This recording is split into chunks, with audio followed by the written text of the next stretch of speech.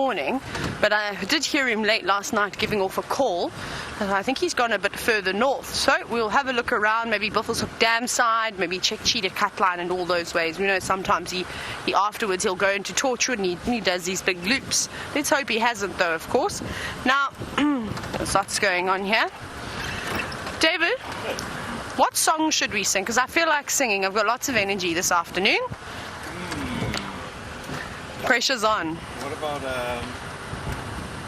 Dancing in the Rain? Dancing in the Rain. How's it go? Dancing in the Rain. That's why David's not into music. Okay, no, David, I know that song. No, I don't. Should we just make up a song about the schools that are coming to join us this afternoon? So we're doing a couple of school drives. So I remember all three of them. We've got Malibu Elementary, we've got Glenwood Elementary, and we've got North Landing joining us this afternoon. And they're all of various ages, and I'm sure they'll be very, very excited to join us. So that's going to be fun. They should be joining us at the start of the show. And, well, it's just fantastic to be out here this afternoon. I really want to sing or rap or something, but I'm trying to think of lyrics, and nothing's coming to mind. Louise, you're really good at rapping. Do you have any tips for me?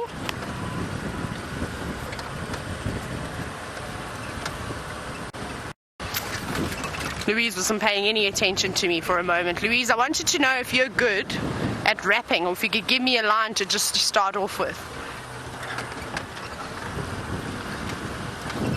No response. Yes, putting in. Oh my goodness. So Louise's one was, what? It's 30 seconds to Safari Live. Go and find us some beehives. That's all right. It's not bad. I'll have to think of one though. So give me a bit of time, but we'll come up with one though. I think we'll come up with a good rap. I'll have to resort to getting out my notebook though and writing a couple of key lyrics down. I think that's going to have to be the case today. Oh my goodness. This is going to be very exciting. Now, I'm going to say goodbye, but I'm sure you'll come back to me at some point because I've got something cool to show you. But I'll see you in a little bit.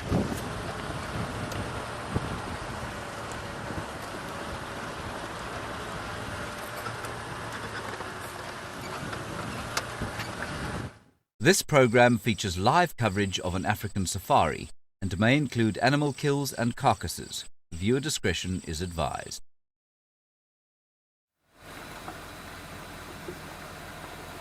Welcome to the middle of the African bush. You can see there's a lion walking behind myself and Jandre. This is Safari Live. Ready?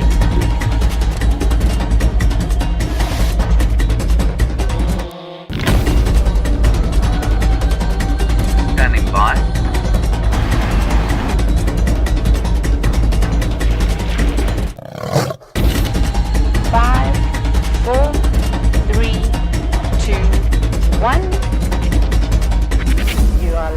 You are live. Welcome to Djuma Private Game Reserve here in the Greater Kruger National Park, South Africa. My name is Brent and I have got Jandre on camera. And of course, we are with the Nkahuma Pride, who have had a busy day. They've managed to kill not one, but 2 buffalo during the day, and this lioness was just chasing some vultures off the second carcass. The rest of the pride, or not all the pride, and she's going to lead us right back to them.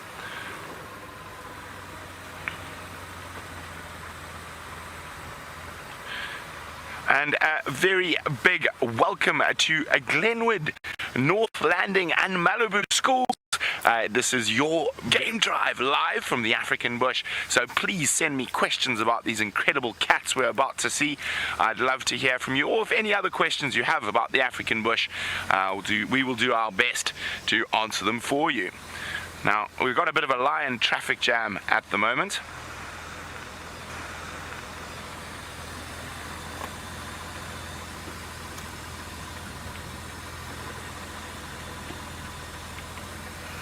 There we go. Look at that.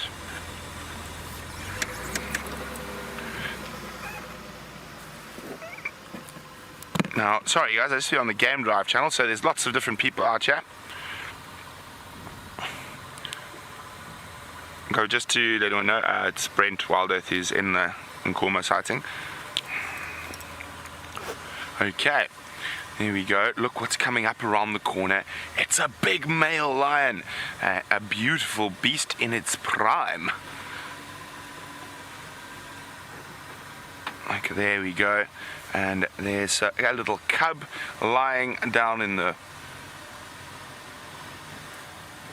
And there's the rest of the pride feeding. Let's have a look. Now, this is a buffalo cow that they've managed to kill. And here we go. Look at all of them. No more than 6 feet from us. Feasting upon their midday snack. There's 2 little cubs there, just under 6 months old, still feeding. Look, look, look, another lioness has just arrived, and she's greeting the male. Now, lions are the only truly social cat, and all these little greeting ceremonies are very important. Hey, look at that. Now, do it this way. Turn around, mister. What he was doing there, you saw him baring his teeth there, like that. It's called a Flehmen grimace. Now, that Flehmen grimace is what happens when he smells a female's urine, and it is one of their ways of communicating. So he can pick up from the urine when she's ready to mate, when she's going to be an estrus. Now, Mrs. Daniels... Hi, Mrs. Daniels is wondering why are the lions completely ignoring the jeep. Having a bit of a fight, the little ones. Now, a jeep, a lion... Oh, wait, listen to that.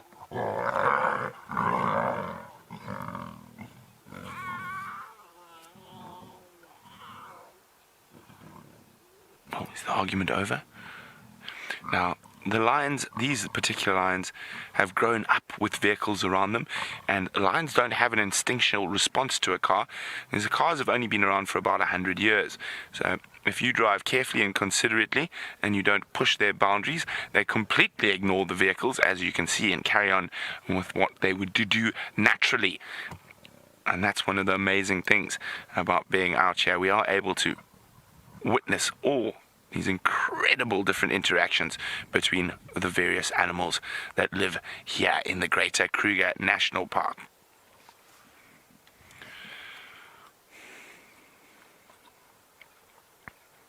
Look at that. So as sad as it is to see a dead buffalo, without the buffalo dying, there'd be no food for those little lion cubs. Now, of course, there used to be 8 little lion cubs, but we'll go into a bit more depth later. So yeah, I didn't quite hear that. Valora was asking, why are the lions so big? Big. Now, Aurora wants to know, why are the lions so big? Well, they got to be big so they can catch big things like that buffalo. And of course, if they've got a very fat belly, they're just big because they've been eating too much buffalo. But they have to be big enough to fill their niche in the ecosystem. So they are the apex predator, which means they are the top predator out here, and they have to be big because they eat big things, is the best answer I can give you there, Aurora. Oh, what you got there?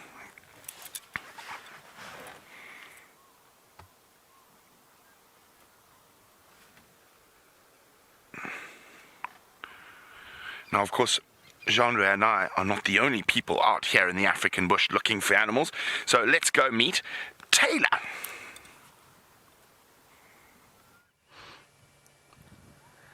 Good afternoon, and like I said in the pre-drive drive, I said I had a little surprise. And, well, here it is. We're looking at a ginormous hippopotamus. And the fact that he's out all on his own, and by the size of his head and the rest of his body, this must be a boy. He's a big boy. And you can also see that there's a couple of birds hopping around on him. But before I get into too much detail, I suppose I better say hello. Now, my name is Taylor, of course, and on camera with me this afternoon, we've got David. Let's take another look at this incredible animal. Now, we're very lucky to be seeing a hippo out of the water, because normally they spend most of their days trying to keep away from the hot sun. So they'll lie around in water preferably, but if there's no water, they'll settle for some mud. But because it's a nice cloudy day today here in South Africa, he's taken advantage of this cool day and the fact that the sun isn't out belting down on him, and he's out munching some grass. So it's incredible that an animal of this size just feeds on grass, and normally they only come out at night to, of course, eat the grass, but luckily he's got the cool weather on his side. Now, there's quite a few different species of birds that are climbing on him. You can see the red-billed oxpeckers dangling from his legs. And that bright bird that was in front of his face that has now run away is a Cape glossy starling. There it is. And what they're doing is these little bluebirds are picking up all the insects. As the hippo moves through the grass, is kicking up lots of little insects. And the oxpeckers, the ones that were dangling off of its body, well, they're feeding on the ticks, the parasites that eat and feed on the hippo's blood. There's one. But they also seem to be a little bit cold this afternoon. Now, I'd love to hear from all of you, so if you've got any questions for me, you're welcome to send them through to your teachers.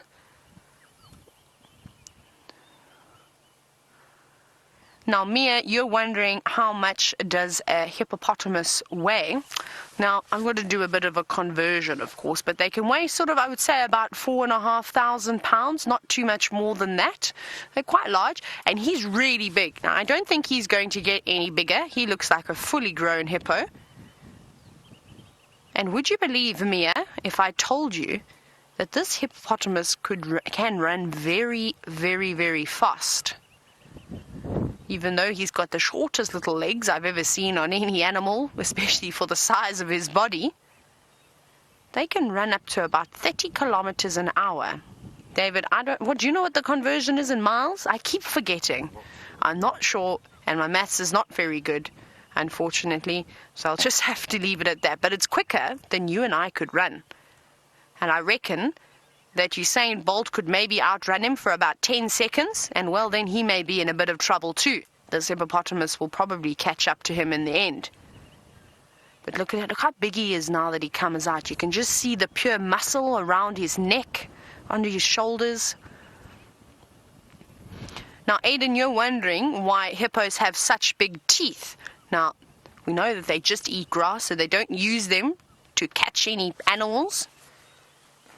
The males have got massive teeth, and the reason for this is for fighting and for protection. So when the boys fight over the groups of the ladies, we call the herds of hippos, the groups of hippos, a pod, and they will battle it out, and they will open their mouths. Often they open their mouths first to expose those big teeth, saying, look how big and strong I am. And if there's one hippo that's smaller than the opposing boy, well then, they'll probably move away and realize that he's going to bite off too much, then he can sort of chew, and he'll go off and on his way. But if they're of even size, they will then move towards each other, open their mouths, and start biting away. Now, even though they've got quite thick skin, those teeth can do a lot of damage. Now, Seamus, you're wondering why hippos are so fat. Now, I've been very lucky. There was a hippo that unfortunately died due to the drought conditions. This was about a couple of months ago, and they opened it up. They did an autopsy, so we got to see the organs, and we got to see all these incredible things, the different parasites that live in the different parts of the stomach. It was really amazing. But one thing that I found particularly incredible was how much skin and how much fat that a hippo actually has on it. So not as much fat as what you think, very, very thin layer, but the skin was probably about that thick, probably equated to almost 5 centimeters or so. So really, really thick. So they have that protection, that thick skin. They obviously need to try and keep themselves warm during the day. They use the sun, but remember, they live in water for most of the time. And the rest of their skin is really thick, But the epidermis, so the top layer of your skin, the first layer, is really thin. It's only a couple of millimeters thin. Now, that's actually quite easy to penetrate. So you could even take a stick or something and you could cut the hippo quite easily. But luckily for this hippopotamus is that they've got the secretion that they release through all of their pores in their body called hipposudoric acid, or you can call it blood sweat. And in that, it has an antiseptic as well as a mild sunblock. So that's how the hippo protects itself. Remember I told you that those boys like to fight and they can cut each other open quite easily. Sometimes when you see them, you sit and you think, oh, that's so terrible. But they heal so quickly because of that antiseptic that they have inside of that hippo blood sweat. Now, this unfortunately, the hippo is now disappearing down into the drainage. It's not just Brent and I. James is on foot and he would love to say hello to you.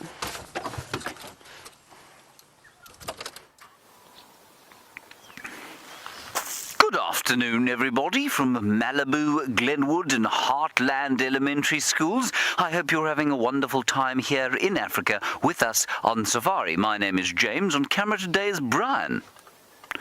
And Brian's thumb. In fact, he has both thumbs with him, but only one of them is, sorry, that is North Landing, not Heartland. I'm sorry about that. Heartland's quite a good name, though, really, don't you think? Now, we've stopped here for a very special reason. This bush is a whole ecosystem on its own. Now, I don't know if you know what an ecosystem is, but basically, it's everything in a piece of earth that is both living and unliving. So it would be the soil and the stones and the rocks and that sort of thing, and then the trees, and then all the things that eat the trees and the grasses and that sort of thing. But every little bush like this is an ecosystem unto itself. Now here we have a bush, and we have a whole lot of beetles. There's a very interesting example of one, and I'll pick one off the plant now to show you. And what the beetles are eating, it seems like they're eating the sap of the tree. And then once we've seen the beetle, there's one of them there. They're a beautiful copper color. There you can see one. And that beautiful copper color, shining, and makes them look like little pieces of fruit, really. Alex, while we look at these beetles, it's a very good question you ask. How many animals do we have here? Alex, it's impossible to say, you know, because we can vaguely tell how many impala there are, or how many hippos, or how many elephants and lions. How many beetles are there? Beetles are also animals. These things that I've got in my hand here, this disgusting looking worm, this is also an animal, believe it or not. And so it's impossible to say how many animals there are. There are millions and millions of wasps and beetles and mantises and grasshoppers and flies and bees and wasps and various other things. I said wasps twice there, sorry about that. And this is the grub or larval form of dung beetle. So this is dung. Of course, to watch that.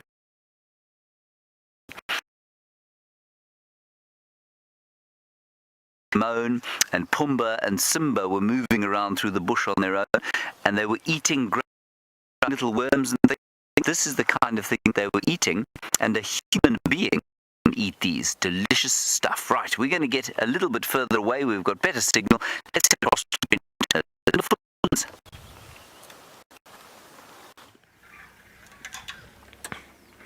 Welcome back, everyone. We're still sitting here with the incredible Nkahuma Pride and the adult lionesses. Look at that. So even though lions are incredibly social and friendly to each other, when it comes to dinner, they can be very, very nasty to each other. They don't have good table manners. Now, guys, I know this is quite sensitive, but this is nature, and this happens every day out here in the African bush. So just a warning that sometimes, especially when lions are feeding on something, it might become a little bit graphic. Okay, let's have a look. We're not gonna stay here too long. We're going to see what else we can find. And there are other game drive cars that want to come see these lions as well.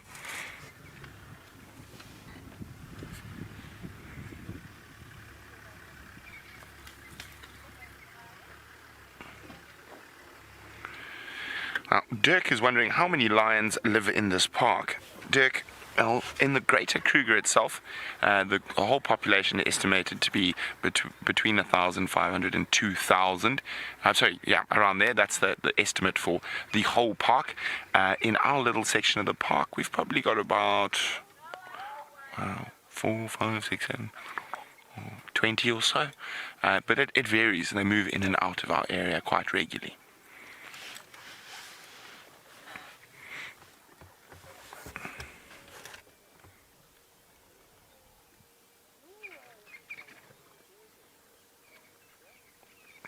Callie's wondering, do most lions eat buffalo? Now, that one's got stomach content all over its face.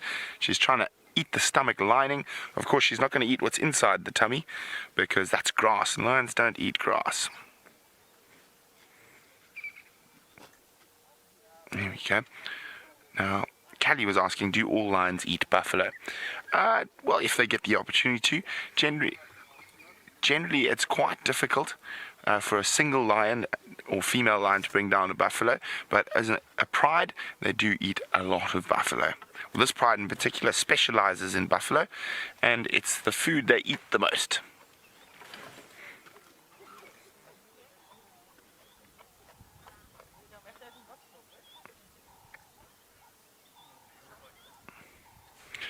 Now, Hannah's wondering, will the lions eat the whole buffalo? Hannah, they'll eat most of the buffalo. They're not going to be able to eat the skull or the brain casing. It's really, really hard. And the big bones in the legs, the spine, and the ribs, they're not going to eat that. But almost all the meat they'll try to take off.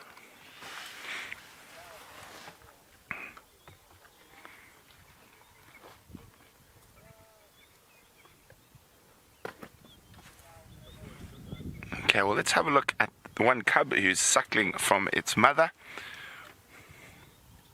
There we go. So he's been eating buffalo, and now he's drinking milk.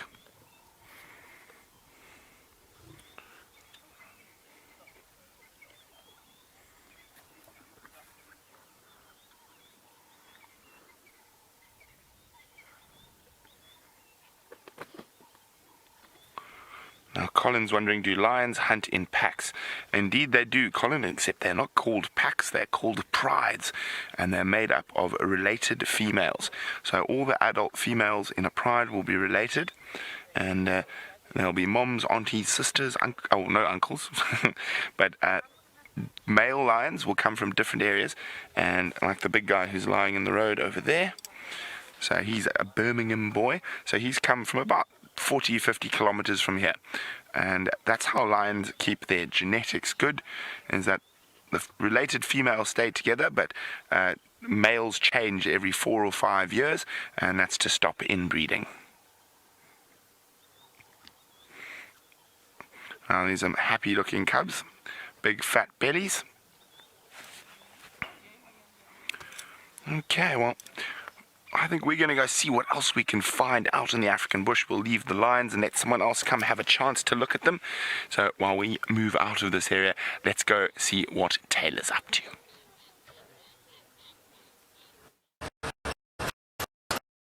Trying to now is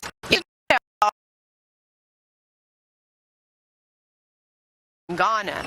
Now, he hasn't been on the property for quite some time. These leopards have territory, so we know that when he comes around here, he's probably going to hang around for a couple of days and go through the pathways that he likes to walk and remark his territories. So I'm just very quickly turning down the radio, and that's who we're looking for. Now, what I have to do to try and find him is, I don't think he was seen this morning, is I've got to look for his footprints. So as the animals are walking on these roads, well, they leave their footprints behind, but it depends on, of course, the quality of the road. So if it's nice and sandy, that helps us because the ground is a lot softer. This road is not the greatest road because it's quite hard, so it makes it quite difficult to, of course, see their footprints. But who have we got here? Let's see if they're going to sit behind. Let me go back a little bit. There are 2 little birds sitting on a tree. No, they're not staying. Hey, David, can you see them flapping around there? Now, we saw the cousin of this bird earlier with the hippopotamus.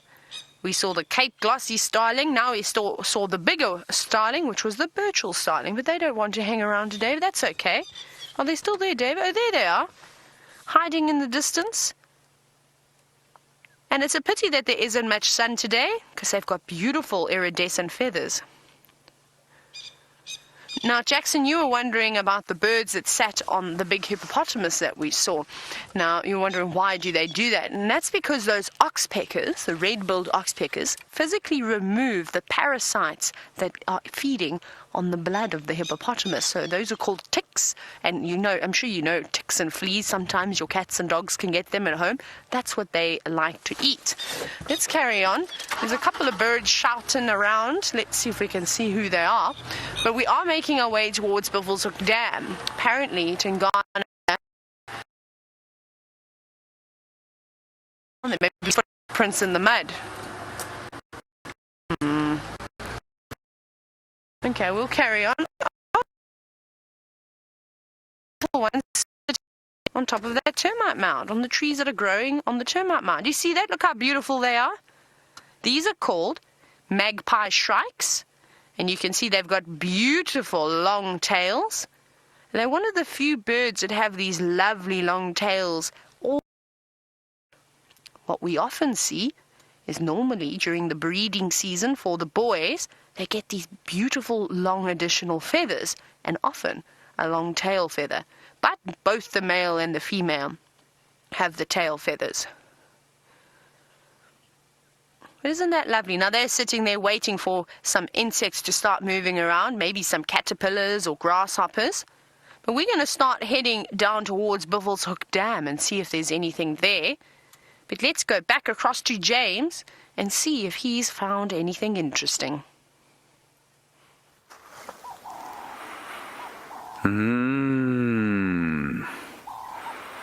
How delicious, everybody. Do you know what this is? This, everyone, is elephant dung. Now, many of you, of course, will be disgusted by the fact that I've picked up any kind of dung at all, and that is completely normal. And in fact, it's a good idea. You shouldn't really pick up dung unless you know exactly where it's come from. And I know where this has come from. It's come from an elephant. And elephant dung, if it's about a week and a half to 2 weeks old, smells delicious. It's just like spices. It's like smelling a whole sort of mix of delicious spices. Lovely. Now, Callie, you want to know what the most common bug is around here. I would say, well, remember, there are two things to that question, Callie. A bug is a specific kind of an insect, like a beetle. So you can't call a beetle a bug and you can't call a fly a bug. But the most common kind of insect out here is probably the mosquito. So there are lots and lots of different mosquitoes around here. There are also lots and lots of flies, because lots of things die out here every so often. You know, that's just what happens in nature, and the flies, of course, eat all of those things. Now, let's just go over here. I'll tell you why. Just walking in front of us there is Herbert. Now, Herbert is a very, very fine tracker indeed, and he has said that we must come over here because he's going to find us something, I think. And Herbert grew up in this area, so he knows absolutely everything there is to know about the plants and about the animals out here and about finding things.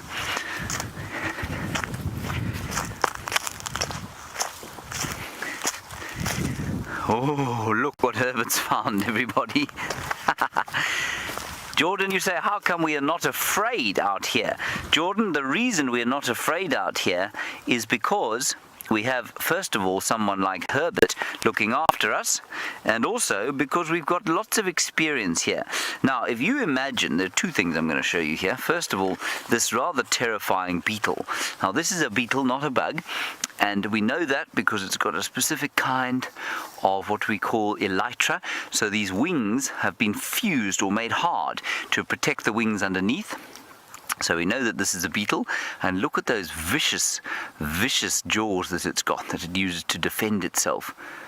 Isn't that a vicious beetle? So you can tell that this is probably some kind of biting beetle, some kind of beetle that eats other things. And Aidan, you want to know if this could hurt us? Yes, Aidan, this beetle could probably give you a bit of a bite. I don't think it would hurt you, but it would certainly make you go, ow! So we're not scared, everybody, because we've been trained. Now, it's exactly the same thing as if perhaps, imagine that you grew up on a farm and you'd never seen a vehicle before. And then you went to town and suddenly you were surrounded you went to New York City and suddenly you were surrounded by hundreds and hundreds of cars going up and down, and taxis and buses and trains and planes and people, you'd be very scared indeed.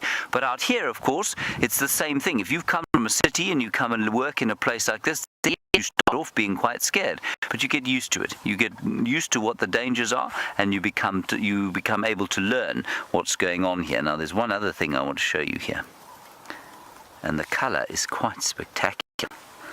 Oh, but I've lost it. Oh no. It was gorgeous.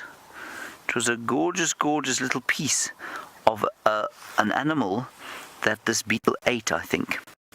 Eric, while we're looking for it, you want to know, what does he want to know again? Oh, do we always pick up elephant dung? No, not always, just when I really want to smell something delicious. There's the jaws of another one of these beetles.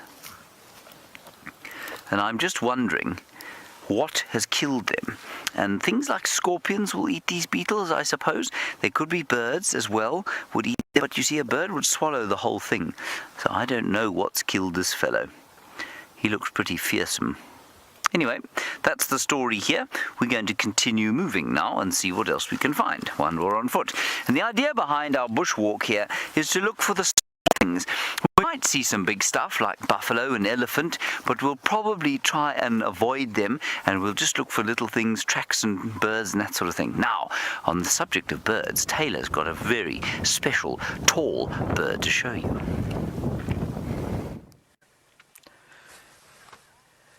Now we've got this beautiful woolly-necked stork, but Brent is just trying to get hold of me. Brent, can you stand by for just 2 minutes? So just quickly chatting to Brent. Brent's trying to get hold of me, but I'll have a chat with him now. So we've got this beautiful woolly-necked stork that's sitting up on the tree. There was actually another one, possibly a pair of them. We've seen them come through over the last couple of weeks.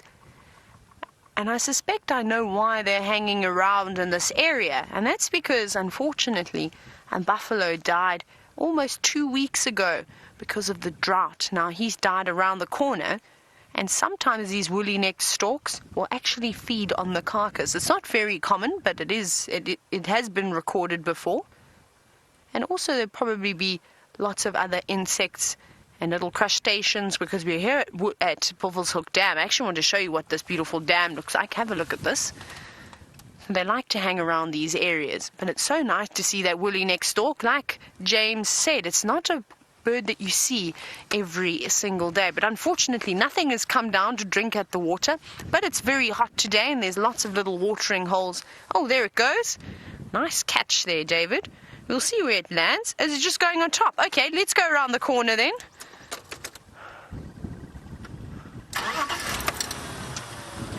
Now, Aiden, you're wanting to know how many different types of birds do we have in South Africa. There's about 850 odd different bird species, which is quite a lot. There's a little gap. There's the stork just in the distance. Now, that's quite a lot of birds. Now, I've probably only just seen just shy of about 400 birds, so I've still got a long way to go. And it takes quite some time, and you have to look very, very carefully if you want to try and find all the small birds. We call the little birds little brown jobs, or LBJs, because they all look the same. Now, I'm just quickly going to move out the way. There's a gentleman that would like to come past me. See, it's not just us out here driving around. There's actually lots of people coming on a safari. Thank you. We'll quickly sneak around and see if we can get one more look. Now, we're not going to go too close to that buffalo carcass, though. It doesn't seem like too many things have been eating it, which is not great for us, unfortunately, because now it's very... Now, Mrs. Coffin, you were wondering if there's a camp, a lodge, sort of, where people can come and stay on safaris. You're quite correct. There are indeed. There are many different places out here. We're in the Sabi Sand of South Africa, which is a big wilderness area. And there's probably about 35 different lodges. Well, how incredible is that? So you can come and stay at any one of those. Now, isn't that incredible? What we're going to do now is we're going to say goodbye to these birds. And I think James has got something interesting to show you.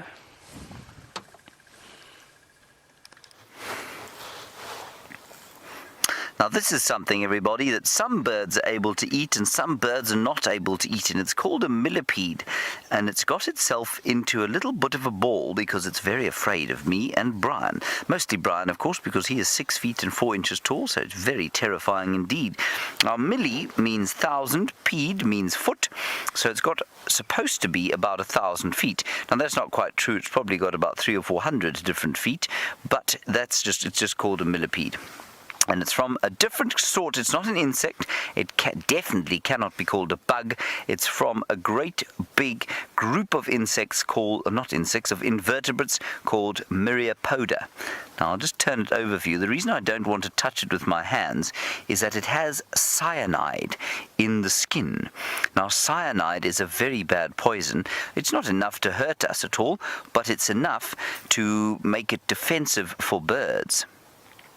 So birds often don't eat these because of the cyanide, but one bird that uses the cyanide is something called a hornbill, and hopefully we'll be able to show you a hornbill. You've all seen The Lion King and you've seen Zazu. Zazu was a hornbill. They use these in their nests. Kemaya, are you worried that if we are bitten by a bug, we might not have the right sort of medicine out here? Kemaya, there are very, very, very few invertebrates or insects that can bite us and cause any harm at all. One, I suppose, would be a centipede, which means 100-foot. That's also a different group of invertebrate animals like this one. They can give you a bit of a sting, but not enough to really create a great trouble. There are only 3 spiders out here that are dangerous to human beings. One is called a violin spider, the other is called a crab spider, and the other is called a button spider. And other than that, there are very few that can cause trouble unless, like Brian, you're allergic to bees. Now, bees, of course, can give you a sting, and then you have to have medicine. But for the others, mostly everything's okay. Bees and scorpions are the 2 things that you'd have to watch out for if you're out here with no form of medical care. But we've got a little first aid kit with us, and we're never too far away from help, so it wouldn't be a problem for us. All right. Question: why do you roll up like this? Ben?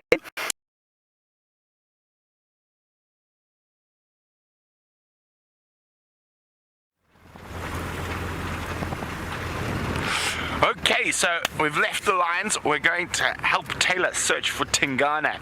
So we're now down in the eastern section of Djuma.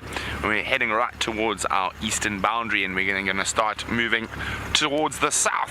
Now, we've had some fantastic sightings over the last couple of years in this area.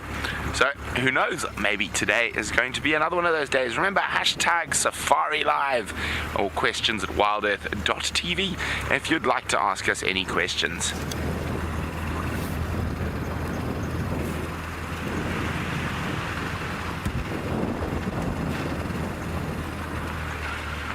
Okay. And keep peering into the bush, and as it gets greener and we get more rain, it does make spotting animals a little bit more difficult, but it is so lovely and green and beautiful. And the clouds, I wonder if we're going to get some rain later on this evening. You can see a dark and ominous sky, cold and windy weather, and that's probably why the Nkuhumas had such a successful hunting day. Now, Derek, hello Derek. Derek is wondering what other animals in the cat family live here. Well, Derek, we've got other big cats, cheetah and leopard. Then we've got some small cats, African wildcat, caracal and serval. And yep, that's all the cats we get here. Quite a few different cats if you think about it. We've got the fastest cat on top of the termite mountain, Jean-Andre. There we go, spotted a bird.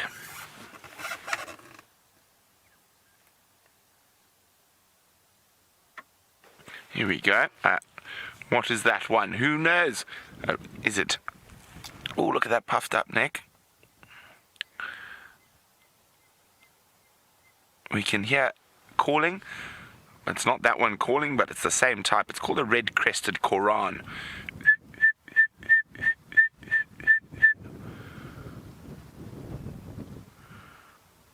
Come on, give us a call.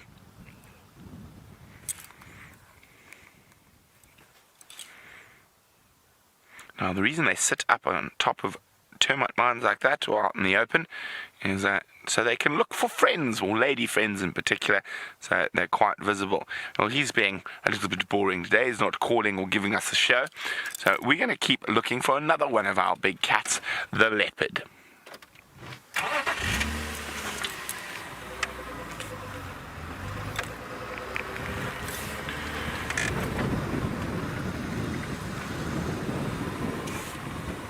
So we've already been through all the cats that Derek asked about, and we're going to keep looking for one of them now. Hopefully we'll have some leopard luck, you never know. And one of the best ways to find leopards is to look in the sand.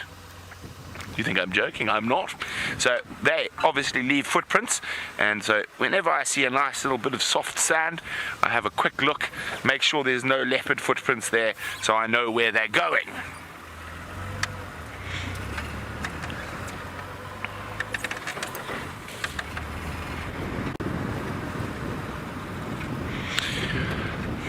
Now, another person who likes looking in the sand, and it's a bit easier for him because he's marching around on foot, is James. Let's go see what he's up to.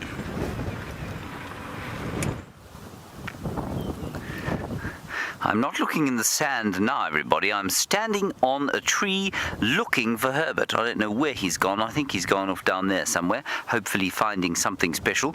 But this is a very special kind of tree that we have out here, and it's called a marula tree. And the marula tree produces the most delicious fruit that you could ever imagine. And that happens around about January time. In fact, some of them have already started to produce small fruits already, but they won't be ripe to around sort of December, January time.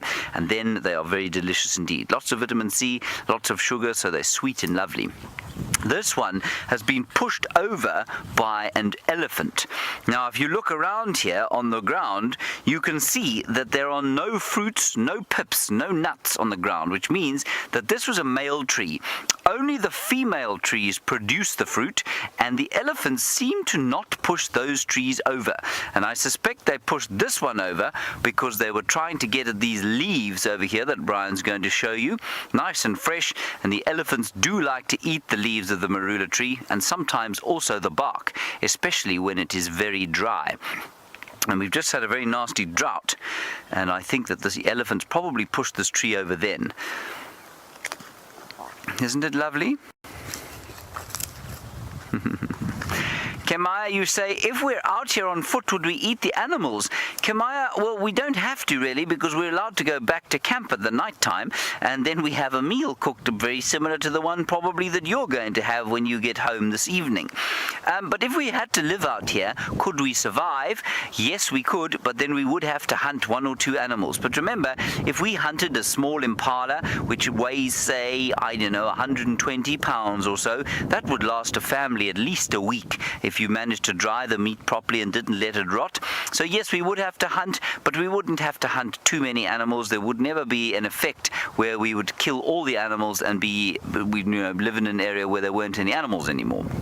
There are enough roots and berries and fruits and things out here to survive unless you can hunt. And that's the way it's been in this area for thousands and thousands and thousands of years.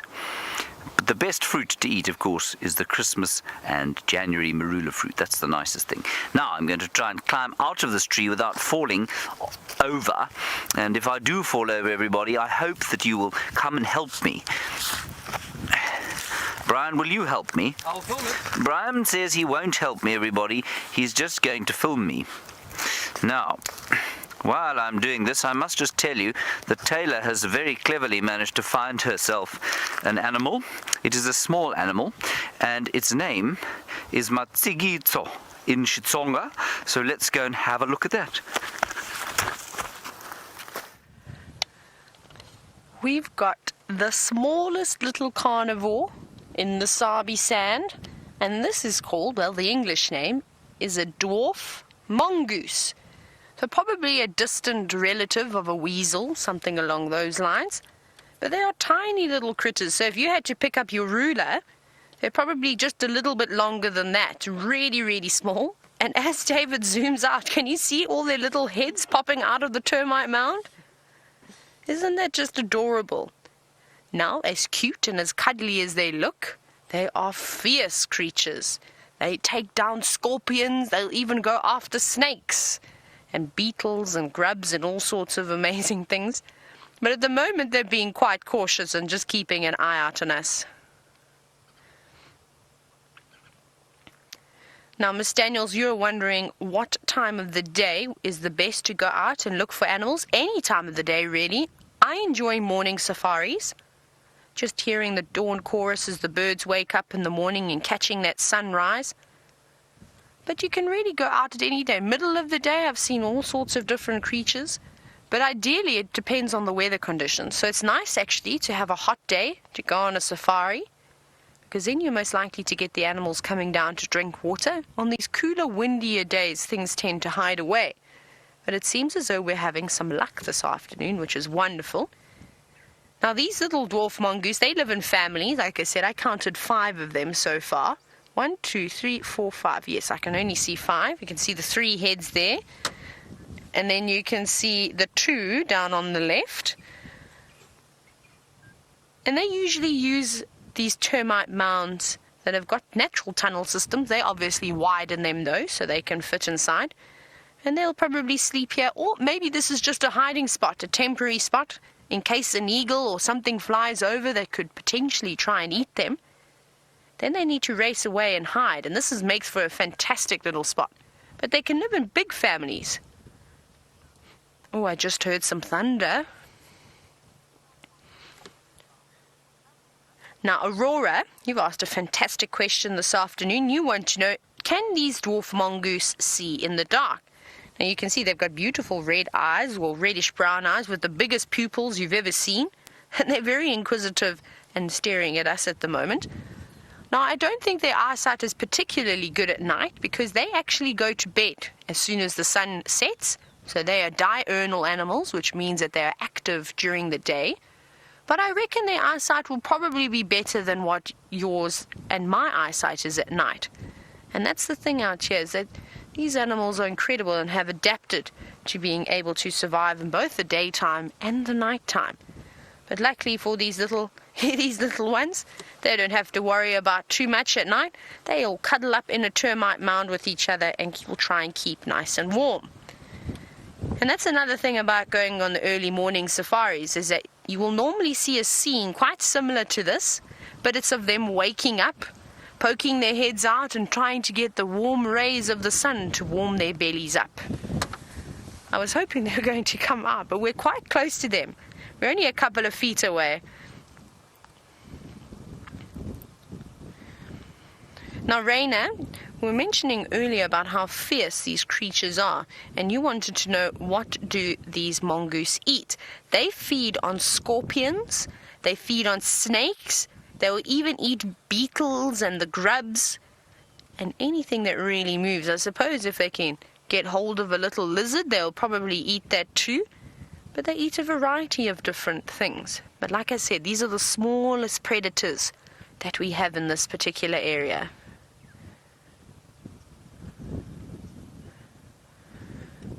Now, speaking of predators and what the dwarf mongoose eat, Daphne, you were wondering, what is the predator of this dwarf mongoose? Eagles, snakes, or even some of the things that they're going after as food. They will actually turn the tables and try and go for them. But really anything, even a young lion cub, if it were to catch a little mongoose like this, would be very good and valuable, sort of learning behavior on how to hunt. Even a leopard, a hyena, you name it. But I think the biggest threat to the dwarf mongoose has to be the different birds of prey. So the martial eagles, the dark chanting goshawks, lizard buzzards, you name it, all these wonderful little birds will swoop down and try and catch these little critters. But they are quick. And because they live in a family group, there's lots of eyes always watching around, making sure that nobody's trying to eat them. So if somebody does come around, one will give an alarm call, and it's a high-pitched squeaking noise, and they will all race for cover, so either in a termite mound or in a fallen log.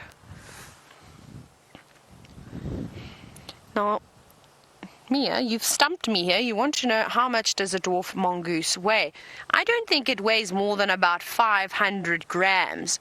Oh my goodness, it's really, really light. It's probably only about, how much is that, David?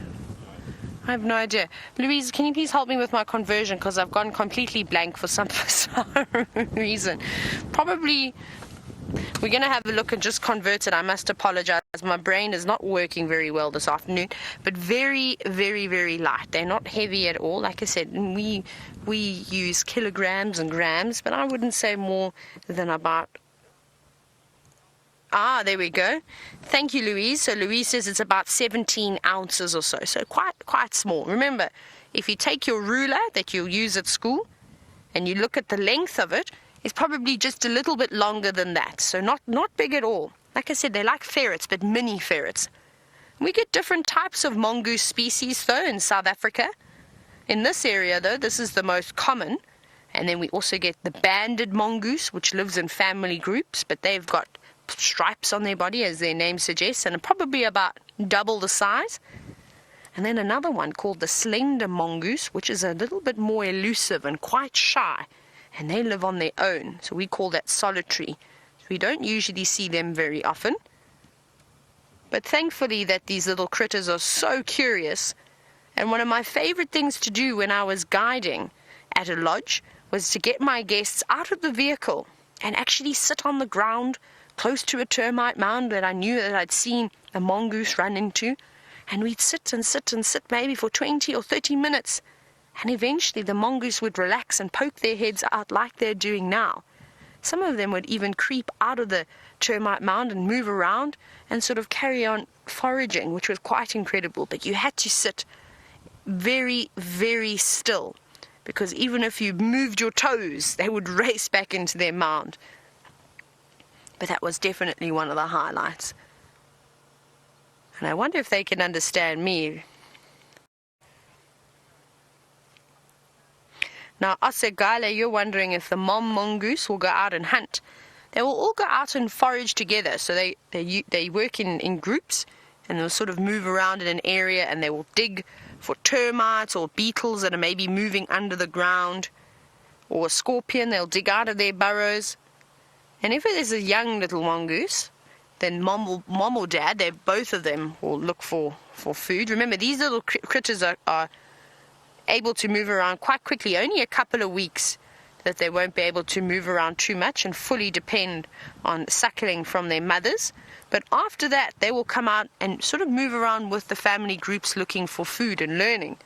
But of course, if mom finds something nice to eat or dad finds something nice to eat, we'll then call the little one over in the mongoose language and then obviously help feed it. But I just love it that they just haven't even moved. Just they're bobbing their heads in and out.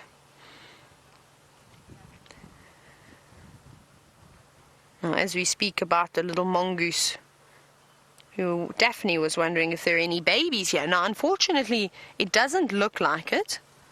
I can't see any particular small ones. Maybe there's some inside, but they wouldn't come out if they still had no hair. So these ones look relatively old. David, you see that one that's just poking its head out on the bottom right, or that's just popped its head back in it? I think he saw it, or it saw me pointing at it. I think that one looks like a little one. We can't see it now, but you'll see David's going towards the hole that it was poking its head out of.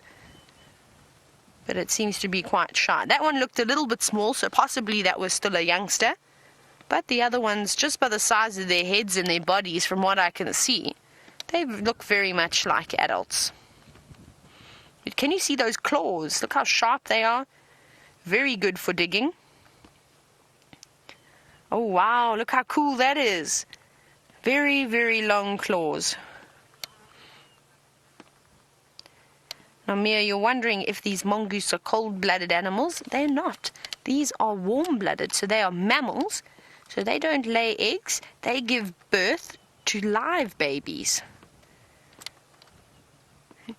And this is one of the characteristics of mammals, of warm-blooded animals, is the fact that they have got hair covering their body, and also that they have mammary glands so that they are able to produce milk. We've obviously seen it with the reptiles and the birds. They don't have any mammary glands. Hello, everyone. Look how sweet they are. I'm hoping, though, that they get a couple of the rays of the sun just before the sun sets, because I think they're going to be in for a chilly evening. Like I said, I heard some thunder rumbling in the distance. And in the far, far, far distance, there's some dark skies coming, so perhaps we're going to be lucky and get some rain this evening. But I think we're going to say goodbye to these little mongoose now. We're going to carry on. And I'd actually like to try and find some elephants, as well as look, of course, we'll continue looking for Mr. Tingana, who hopefully is going to pop around a bit later. But as we continue the search for either elephants or Tingana, let's go across to Mr. Henry.